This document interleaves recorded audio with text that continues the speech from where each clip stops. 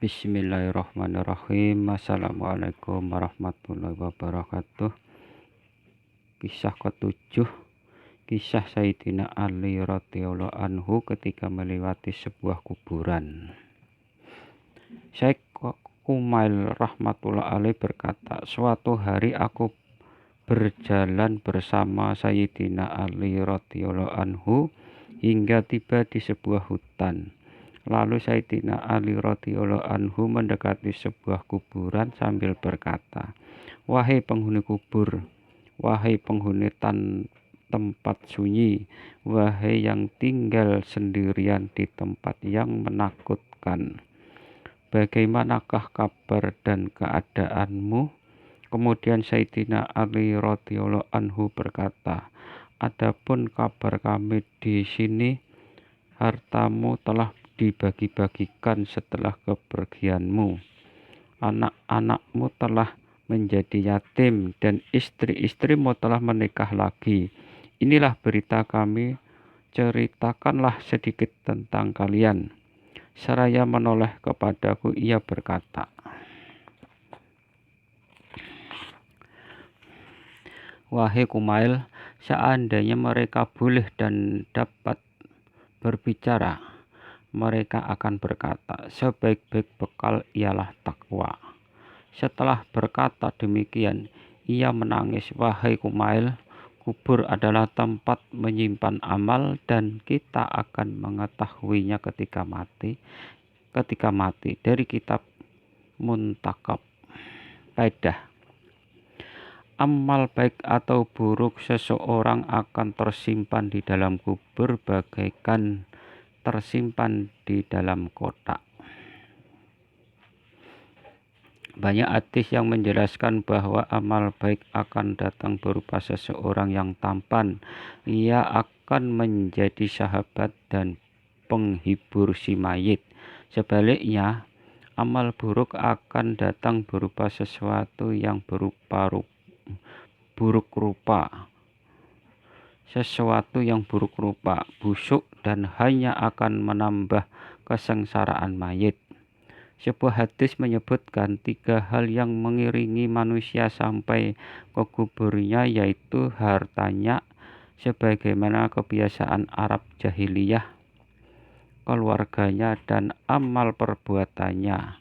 2 hal yaitu harta dan keluarganya akan kembali setelah penguburan.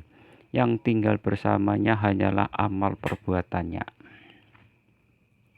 Suatu ketika baginda Nabi Shallallahu Alaihi Wasallam bertanya kepada para sahabatnya, tahukah kalian bagaimana perumpamaan kalian dengan sanak saudara kalian, harta kalian, dan amal perbuatan kalian?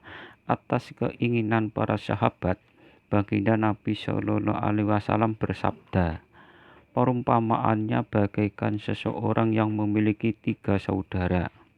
Menjelang kematiannya, ia memanggil saudara-saudaranya dan berkata, saudara-saudaraku, kalian telah mengetahui bagaimana keadaanku ini.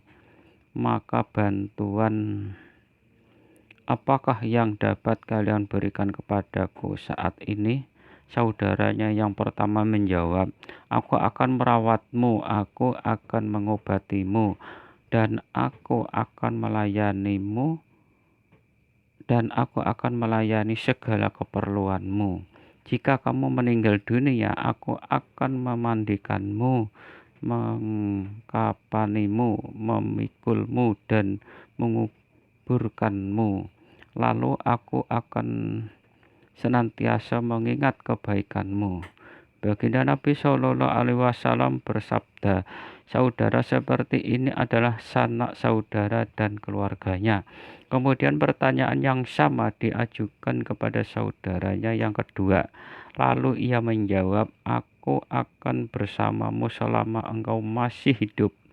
Jika kamu meninggal dunia, aku akan pergi kepada orang lain. Saudaranya ini adalah hartanya. Kemudian ia memanggil saudaranya yang ketiga dan menanyakan hal yang sama. Saudaranya yang ketiga menjawab, Meskipun di dalam kubur, aku akan bersamamu. Di tempat yang menakutkan, aku akan menjadi penghibur hatimu, dan ketika kamu dihisap, aku akan duduk dan memberatkan timbangan amal baikmu. Saudaranya yang ketiga ini adalah amal salehnya. Baginda Nabi Shallallahu Alaihi Wasallam bersabda, ini sebutlah, manakah saudara yang memberi manfaat? Para sahabat radhiyallahu anhu menjawab, ya Rasulullah, jelas saudara yang terakhir inilah yang bermanfaat. Yang pertama dan kedua tidak bermanfaat lagi. Dari kitab Muntakab kan. Demikianlah kisah Sayyidina Ali radhiyallahu anhu ketika melewati sebuah kuburan. Semoga kita bisa mengambil ibrah dan menyampaikan kepada yang lain. Subhanallah bihamdihi, subhanallah bihamdika, asyhadu an la ilaha illa anta, astaghfiruka wa atubu ilaik. Wassalamualaikum warahmatullahi wabarakatuh.